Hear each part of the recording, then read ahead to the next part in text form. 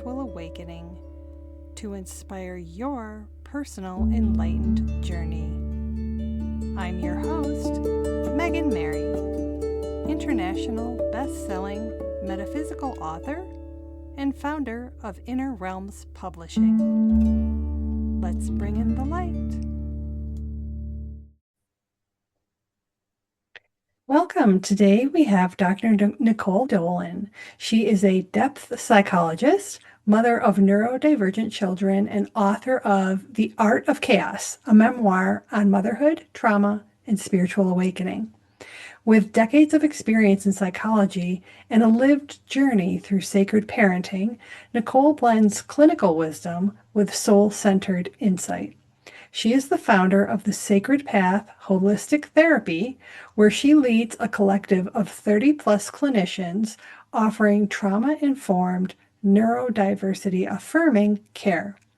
Through writing, speaking, and coaching, she helps mothers reclaim peace, power, and presence in the beautiful chaos of raising sensitive, complex children.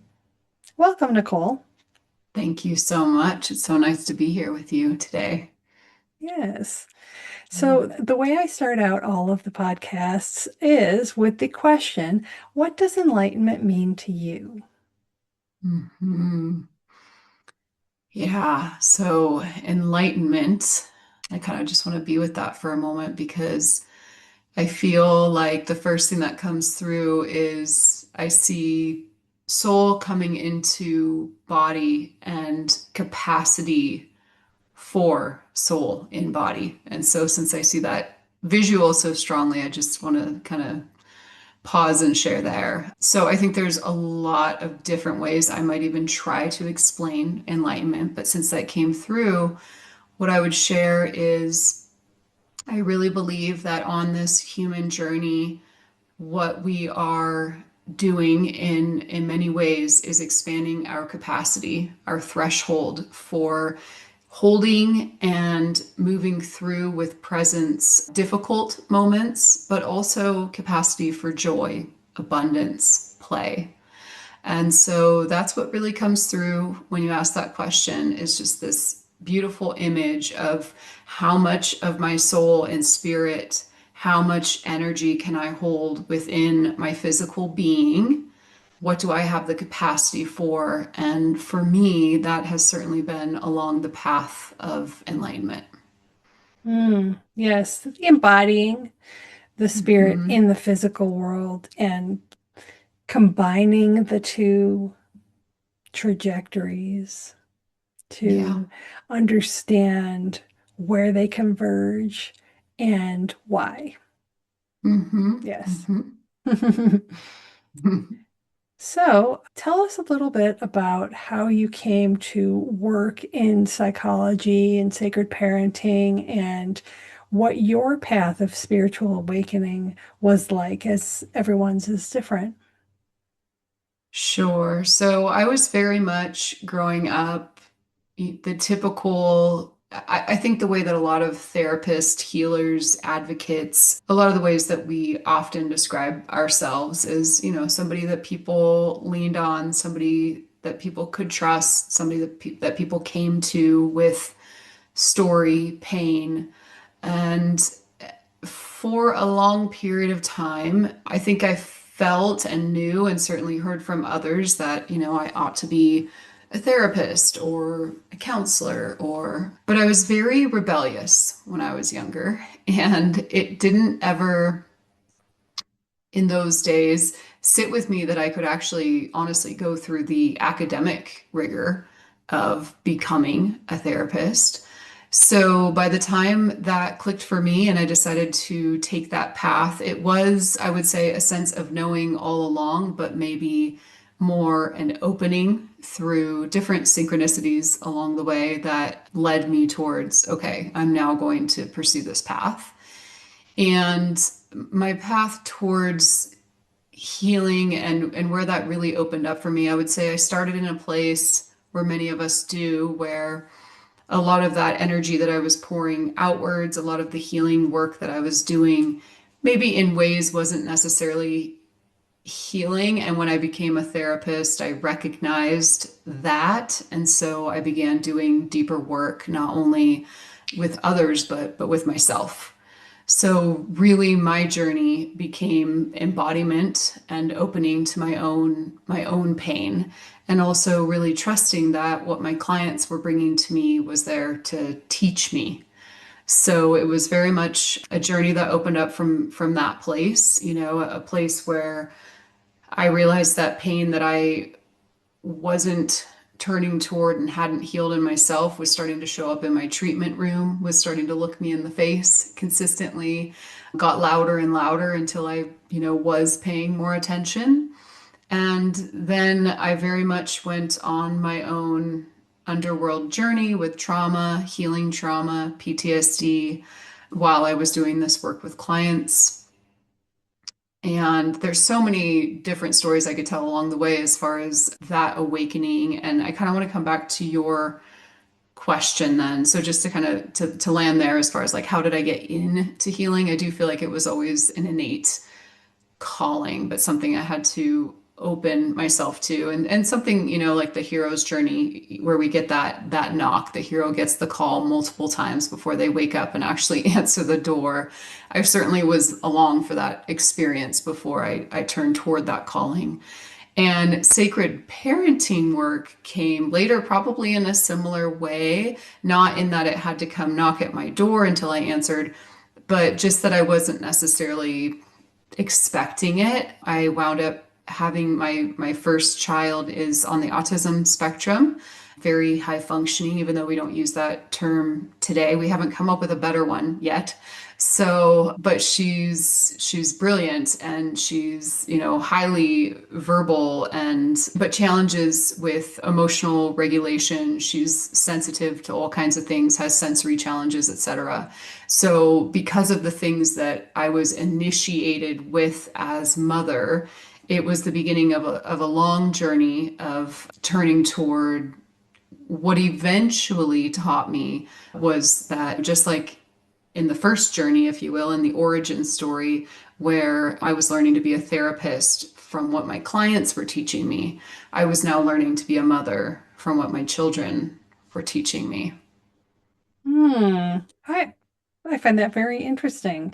It's kind of like everyone that crossed your path crosses it for a reason. And in this case, I particularly like the concept of that every issue really that your clients brought to you was actually not intertwined with you, right?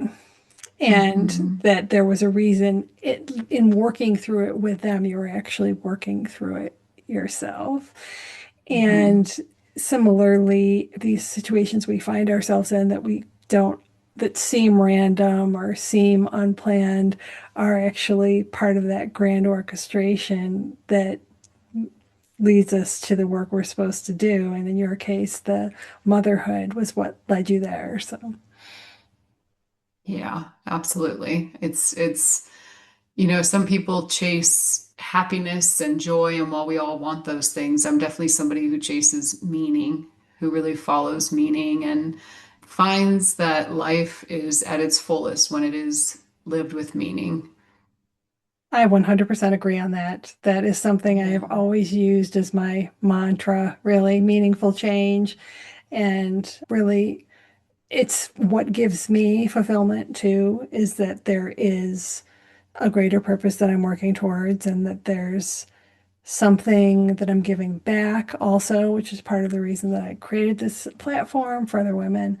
And that is in part how I was raised, but also just that innate desire to be contributing to that wholeness of where everyone is connected in a way that our experiences are clearly different, but I think from a spirit human point of view, we're actually quite similar in all of the,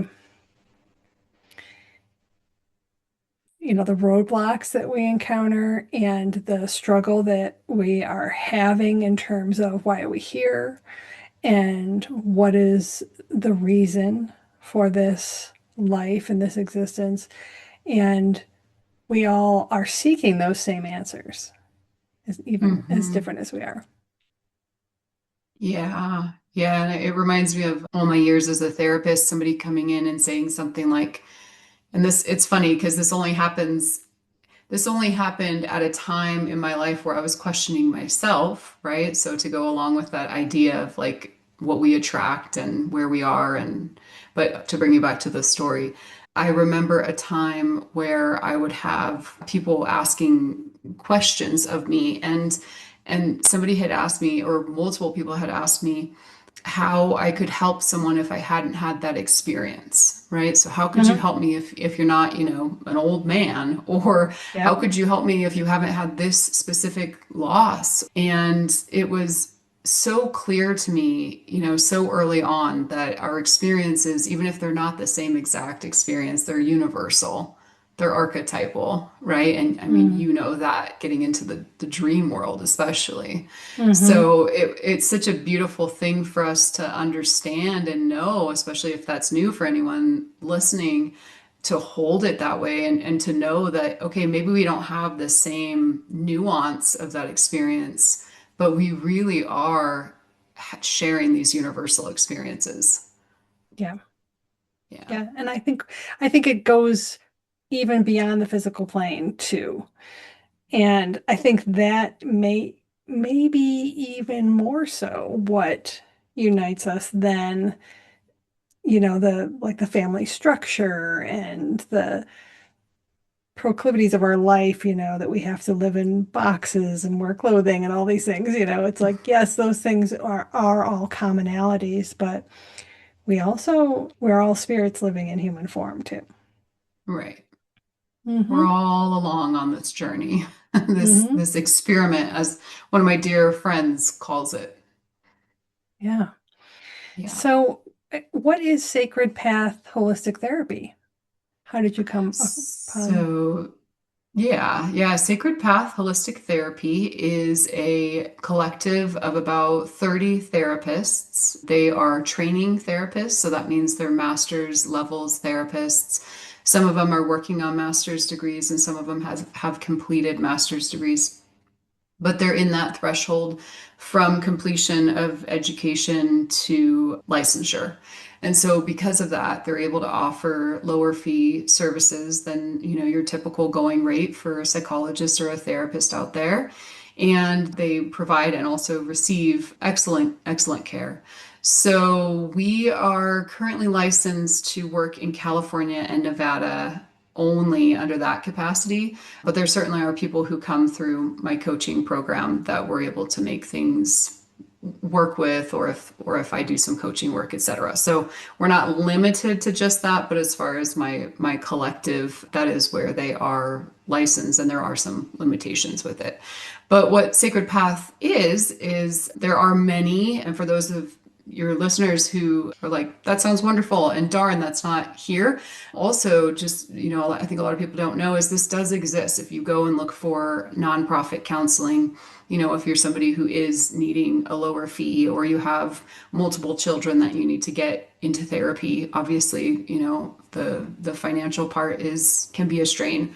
And so it's a nonprofit collective, and these do exist in other places. But what's a little bit more different and unique about Sacred Path is we get to bring spirituality into our work. And that has just been a choice of mine along the way. We were taught in school. I mean, I did go to a very, very soul honoring school, but typically, many and most, I would say, therapists are taught that there is, just like in schools, there's a division between religion, spirituality, and the work, right? Or God and school, and for me, that split just didn't make sense. It didn't make sense to me to be working with somebody on what I consider their soul journey, their soul work, and not bring in, well, what are your spiritual beliefs? Do you work with dreams? Do you feel into the unconscious? Do you believe that you have access to your intuition and that your body actually has the ability to heal itself, right?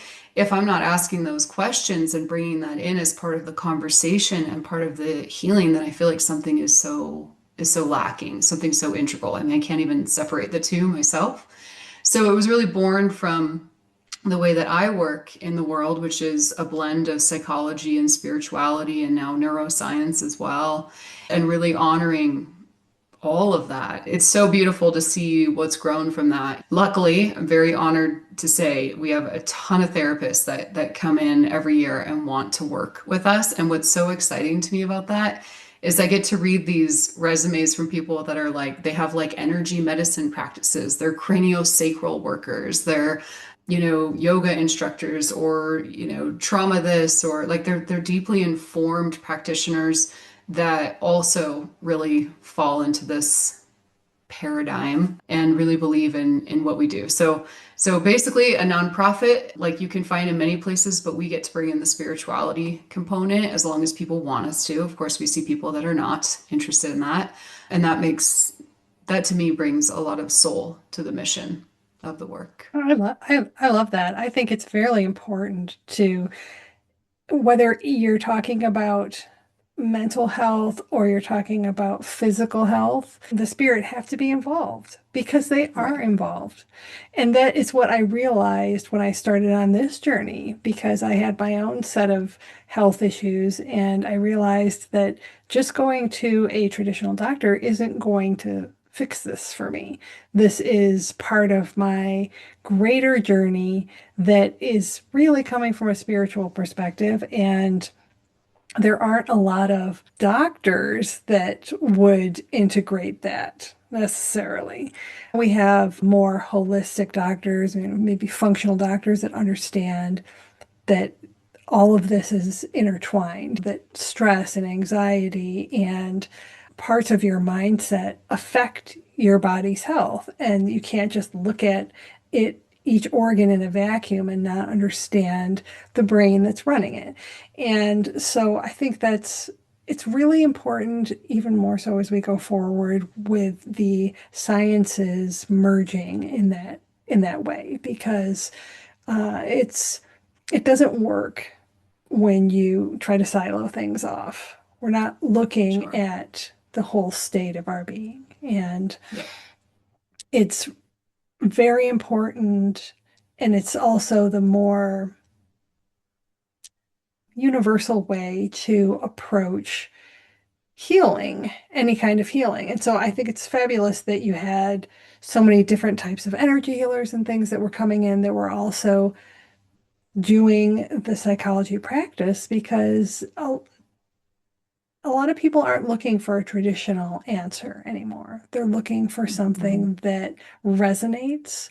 And as we all start to have this great awakening that's having on this planet, the service providers are going to have to adjust and be more authentic in their approach. I mean, what works for you as a counselor? That's probably what's going to work best in your practice. Mhm. Mhm. Yeah, certainly. And I always can speak to the necessity of both, right? And whenever that conversation comes up, I just feel right into the collective of like, well, yes, that's the issue of the world today and the state of the world, right? Is like it's both, guys. Like we need to bring them together, right? We're in this great split and paradox. And but to bring it to the micro level and discussion, I will just say it's so true. It's both. So I'm going to say and it's so true that a lot of people are wanting and demanding a different type of care and healing, and thank God it's creating change that needs to happen. And then I also really want to honor psychology still too, because also you hear a lot of narrative coming out too where people are like, oh, well, this is so much better than talk therapy. And yes, that's true. And there's a lot of bad talk therapy out there. But at the same time, it also depends kind of where you're at on your journey as to what's going to meet you, right? But what comes through is this feeling I've always had in this discussion, which is it's so important too, though, for, significant trauma survivors sometimes to do therapy before they're laying down on a table with an energy worker, right? Like sometimes their body doesn't allow them to lay on that table. Sometimes their body's not ready to receive from that provider. And so there's a place for all of it. And I think it really is like so beautiful to see the intelligence of the collective rising, the inner intelligence, and everyone saying like, okay, what's going to be right for me? Right? Like where do I land and what's going to meet me there? And yeah, hopefully we do have more and more people practicing like this because the soul is, I mean, it's silly. It's almost silly to have the discussion about like, how do we bring soul into this, right? I mean, we are, we are soul, but we have to find all these different ways to kind of give language to it sometimes. If you are enjoying my podcast and are intrigued by dreams and stories of spiritual awakening, I would like to personally invite you to explore my international best-selling metaphysical trilogy, Witches of Maple Hollow. Like a mystical fairy tale, these fall-themed mysteries weave cozy supernatural fantasy into enchanting tales of magic and self-discovery. Start with Book 1, The Dream Haunters. The Book Life Prize calls it packed to the brim with surprise portals, ancient traditions, and dream worlds. Then dive into the elusive nature of reality in the Dream Mirrors. And finally, unravel ancestral riddles beyond time and space in the Dream Dimensions. Get your exclusive signed copies today at meganmary.com.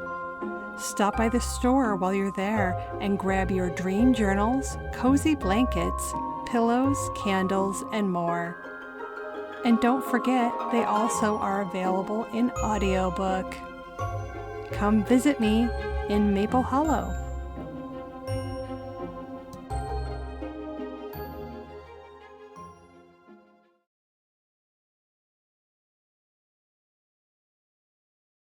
Yeah, I think the question is how do we merge it with traditional science?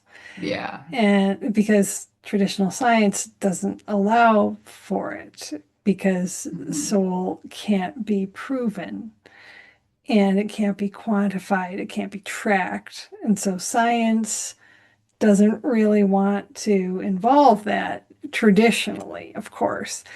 But now we have all of these quantum science revelations that are coming out, and all of these other perspectives that are weighing in that are saying maybe we can't separate them anymore. Maybe we have to admit that now and really let it together.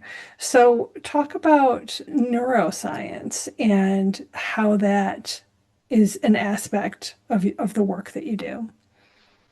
Yeah, so not something that I was necessarily expecting, but that came along my initiation into autism and understanding, the nervous system. And to come back to that image that we started with, I think we're all in the journey right now of being curious and trying to understand, life, like you said, why are we here? And for those of us who are familiar with, associated with, experiencing, impacted by autism, because that is a huge part of my work in my field now, is it is for me, once again, about capacity.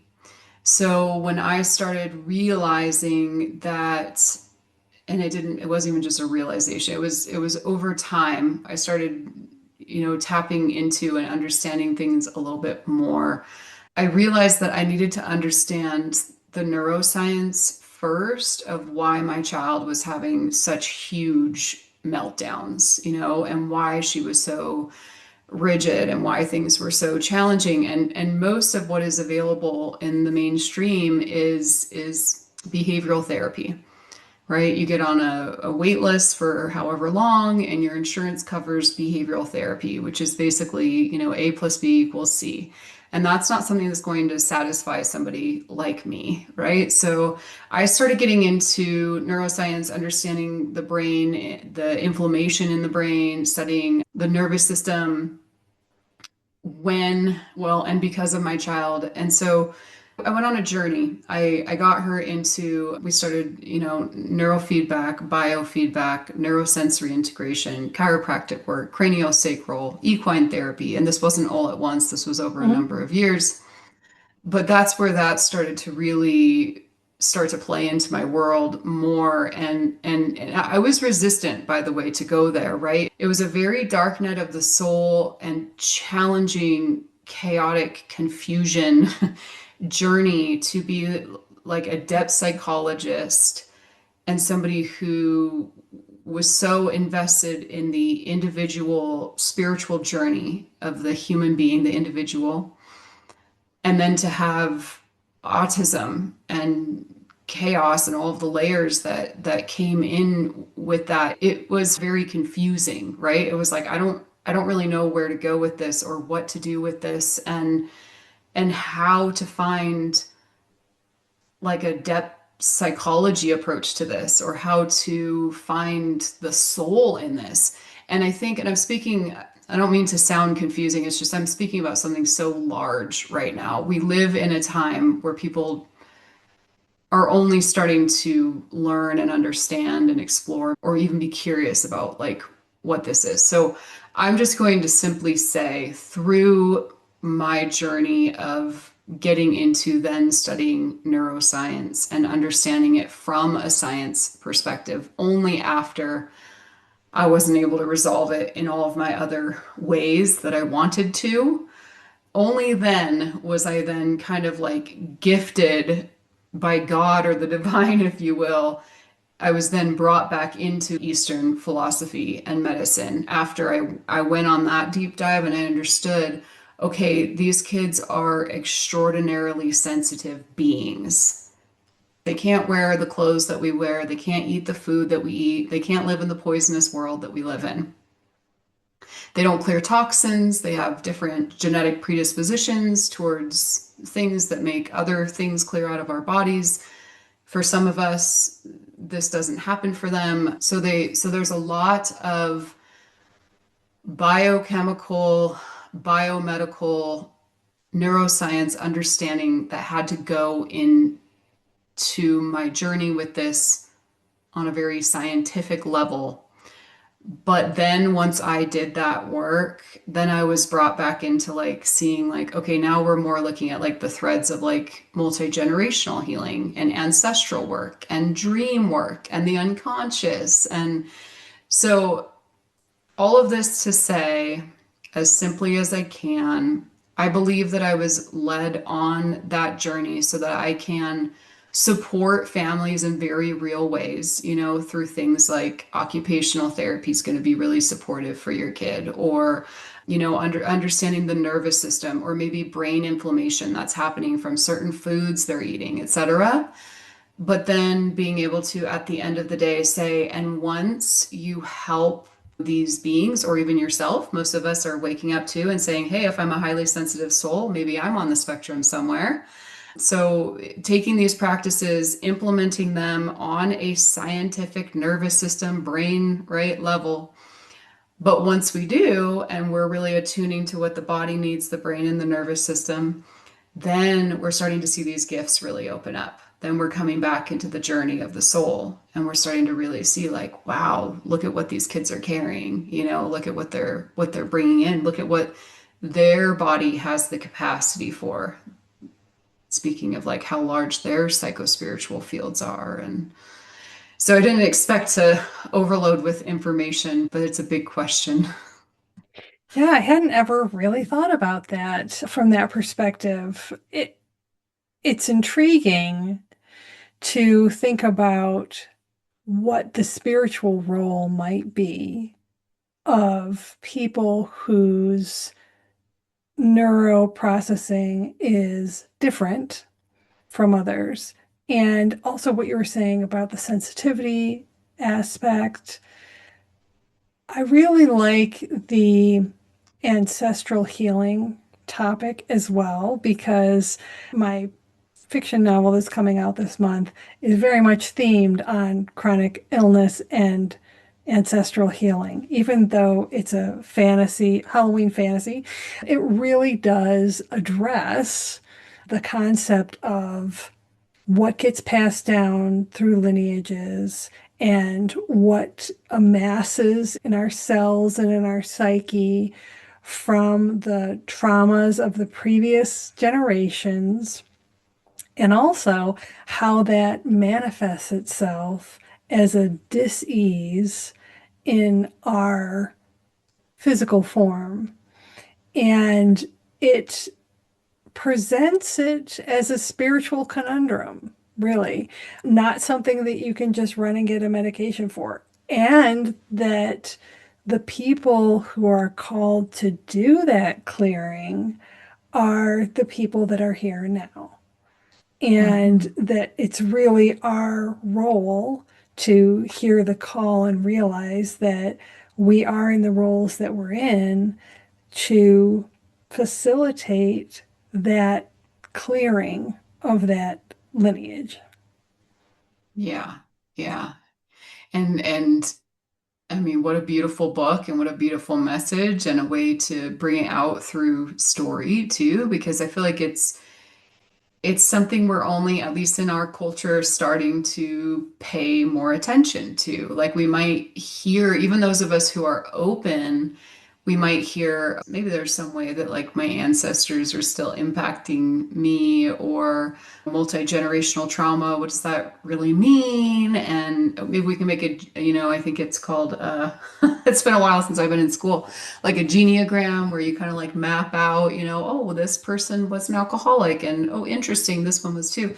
Like I feel like it lives at that level for people, at least in large at this point. And I think over time, just like anything else, like we're starting to more embody that. And what does that actually mean? I'm somebody who's done family constellations work. I don't know if you've done this I've and heard of heard it. of I haven't it. done it Yeah. myself, but Yeah. mhm. And that is a way to access ancestors and healing through a morphic field, I could say. And certainly have had experiences that have really blown my mind and made a lot of sense, and a lot of really deep, beautiful healing has come through. So I'm very aligned with ancestral healing, and I feel like now is certainly the time that we're being called upon to wake up to that. And something I'm also really holding, but certainly don't have the scientific research or background to be able to explain this. So I'll just hold it as intuitive for now, is I really feel also like our children, the ones that are coming into the world now, and certainly our ones that are considered autistic, ADHD, OCD, dyslexia, etc., the neurodivergent ones, if you will, they are highly, highly sensitive beings. And they do seem to have access not only to intuition more clearly, but I think they're also carrying ancestor memory with them. And that's a hard one to try and explain, but I can say, I've known in my life that I'm very much a mirror for people. I very much bring things up in people. And my daughter is like that times 10. I mean, it's wild to see, and not in a gentle way right now either, because she's so young, right? So when she's bringing something up in somebody, it's usually like a caregiver or a nanny that's just trying to get through her day, But she brings things up in people. She brings stories to life. So I guess I could give you a brief example, because it's like, well, what does that mean, Nicole? So, being on the autism spectrum as a little girl, having these really big meltdowns can cause us as parents, and certainly, anyone who is caring for her, a lot of anxiety, right? It's loud, you feel out of control. Maybe you had experiences in your life where, the environment went from safe to unsafe and you experienced that in your system. Whatever it is, it can trigger a lot. And whether it's an autism meltdown or a child at school who didn't win their award, whatever it is that triggers you as a parent, it's not the same experience, but a similar experience, right? It's bringing something up in you. So I've been through many nannies that were not able to support or like regulate their systems well enough, and I understand. I had to learn myself as a mom. But I remember more than one of them coming to me and saying, I can't work here anymore. Okay, why?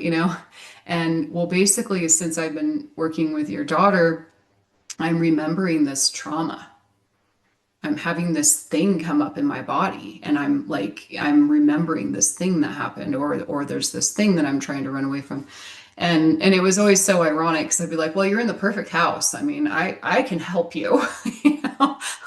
But usually that's not what they wanted at the time. So, but I could just give so many examples of my child coming into contact with people who are meant to learn something and her just bringing it right up. Interesting. Wow. That's Yeah. fascinating. It's it's like she's the deliverer of Yeah. that. And of course those people that have experienced that, they may, say, well, I can't work here anymore and move on, but that's not going to move on. That's going to, hang on, and they're going to eventually probably cross that path again and again until they realize that it's being presented to them for a reason. So I That's really interesting. Yeah, I think not just because it's traumatic, but also because maybe there's something just so primal about that reaction that, like you said, it's difficult to regulate yourself when you're in the presence of it. And from an empathic point of view, it's got to be terribly hard to not fall into it yourself. Yeah. Yeah. It is extraordinarily challenging. I mean, I feel Yeah, like I should be like a Jedi master of the nervous system at this point, right, and right. and I can still fall into it. What's really interesting is I always thought at some point I would get to this like, just place where I could just be so peaceful no matter what was happening around me because I've had to do so much work because of this. I mean, she's really called up my nervous system, right? Mm, And what's interesting is I'm incredibly grounded. I don't go into fight or flight or freeze anymore, but I used to. But I can still just feel it in my system, when it's difficult. Like it just hurts, mhm. and a lot of that is probably her too, right? These kids, when they are having difficult moments, which a lot of them are getting labeled as defiant or it being specifically a behavioral issue, what's really getting missed is these kids they're hurting and they're having a hard time too, whether it's sensory overload or it's brain inflammation or it's the Roundup that your gardener just sprayed in Yep. your garden yesterday. All of Tell me these about it. things Hmm. impact them. Yep. They impact all of us. We just Right. want to pretend they don't. Right. We're good with the glyphosate, and I mean Yep. we're not, but yeah. Yep. We've been able to live ignorantly and not, I don't want to say that in a rude way, but just like by choice, right? Because if we really wake up and face these things, that we're also in profound collective helplessness. Like, well, what do we do? Hmm. Right. And of Yeah. course, I believe, and I'm sure you do, that there's solutions, but the first state is waking up and saying, oh, what have we done? Yep. Yep. That there's so many more layers than we think. Yeah. Yeah.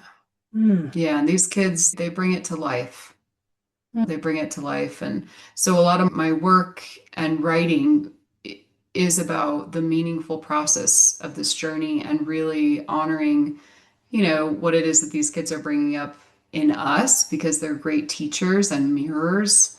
And whether you're a parent or not, there's different mirrors that are held up to you throughout life, right? Whether it's going to be an illness that's going to invite you to look at what's still asking to be resolved, or it's your child.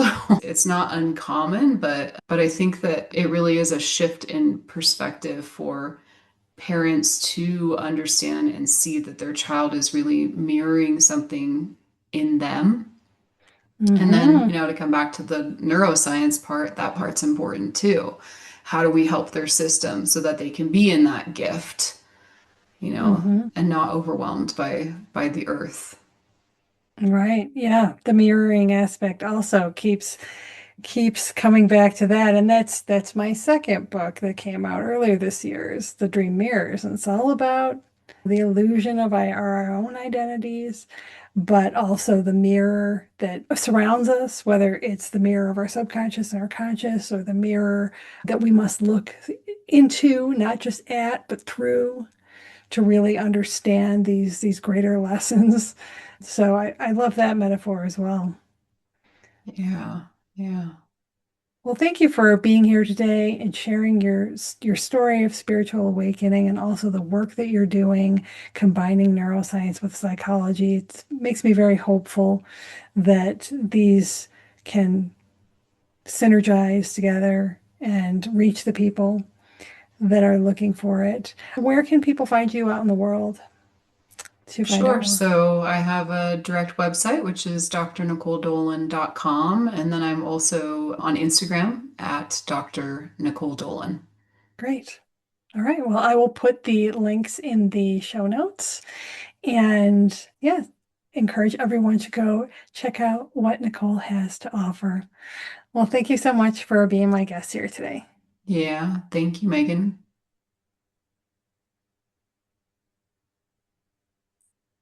Thank you for listening. Did you enjoy this episode? Be sure to subscribe to make sure you never miss an episode. Head over to my YouTube channel and hit that subscribe button as well to be part of my growing community. Are you ready to take the next step in your spiritual journey? Don't miss out on the new Dream Empowerment programs.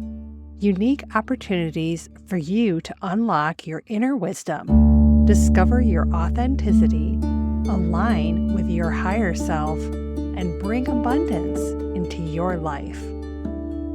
If you'd like your dream or awakening story featured on my show, submit it today.